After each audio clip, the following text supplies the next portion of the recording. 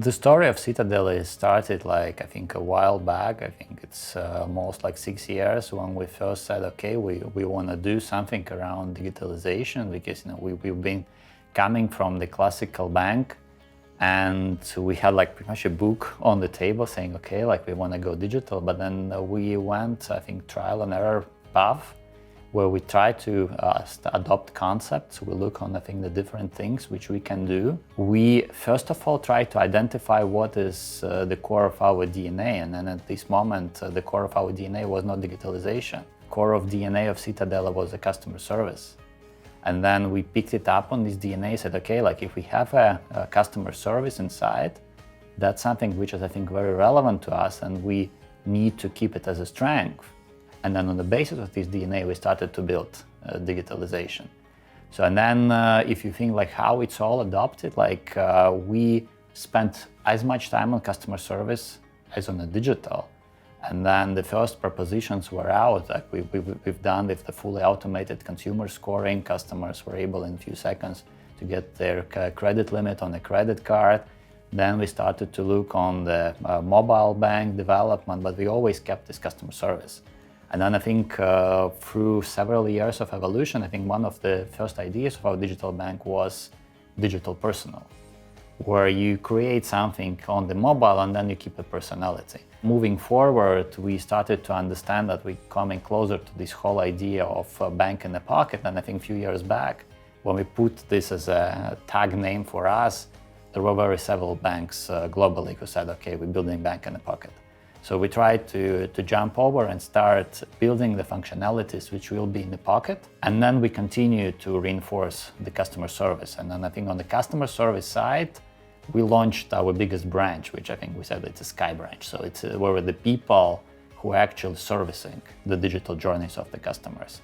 Digital application through the web, mobile applications, communication with the customers, which started to go digitally. It all came to the Sky branch. And then this bank in the pocket and the Sky branch, they started to work hand in hand because it kind of became a human behind the digital.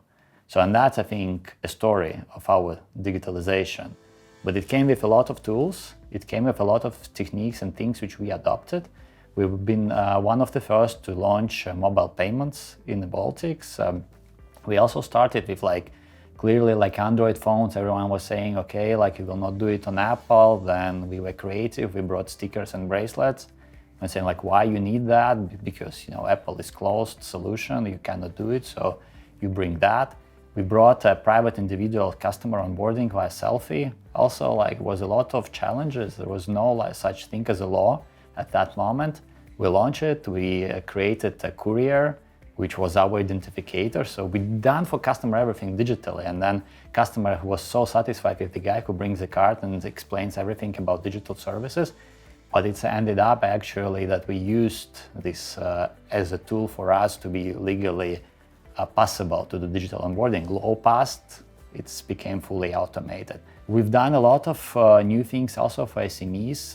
We've been working on things like e-commerce, and for e-commerce we created the new solution, which is Clicks, which is we think is a future standard of the Baltic e-commerce. It helps companies to really quickly go through the e-commerce journey, quickly integrate. Users can do a few clicks checkouts with the multiple payment options.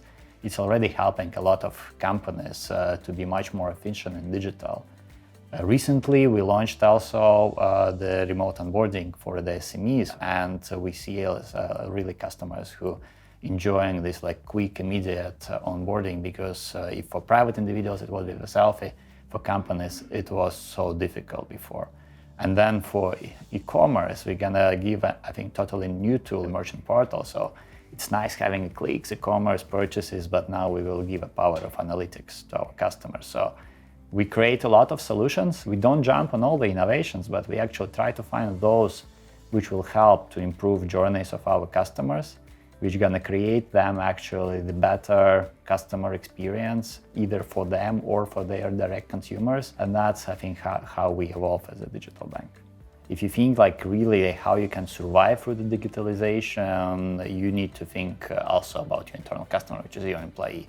And then employees are the front runners. They actually drive the majority of the change. If I throw back ourselves like this year and a half, and then look at the start of the COVID, I think it was the biggest challenge, I think, for everyone. Like, you come really to the totally new world. I think we've done in a few weeks transition where the 90% of people started to work remotely.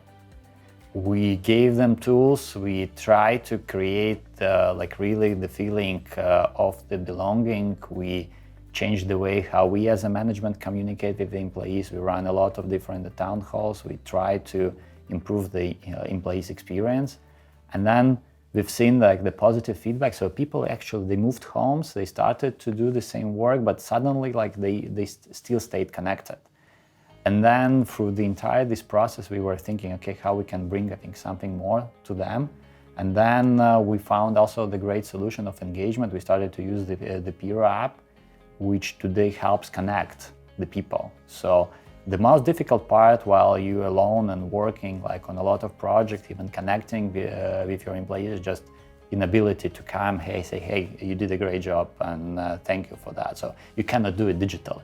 So we started to use Peero also to say thank you to the people, so that we show their appreciation for the work they're doing. And we've seen that it's actually increasing engagement across the organization. We really use Peero to drive these people attention around the values. We try to give them, I think, a better understanding of what is inside our DNA.